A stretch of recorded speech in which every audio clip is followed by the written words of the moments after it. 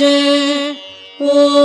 जयन्ती मंगला काली भद्रकाली कपालिनी दुर्गा क्षमा शिवा धात्री स्वाहा स्वधा नमोस्तुते। जय त्वं देवी चामुण्डे जय भूतार्तिहारिणी जय सर्वगते देवी कालरात्रि नमोस्तुते। मधुकैढभविद्रा विविधातृवरदे नमः। रूपं देहि जयं देहि यशो देहि द्विषो जहि महिषासुरनिर्नाशि भक्तानां सुखदे नमः। रूपं देहि जयं देहि यशो देहि द्विषो जहि रक्तबीजवधे देवि चण्डमुण्डविनाशिनि।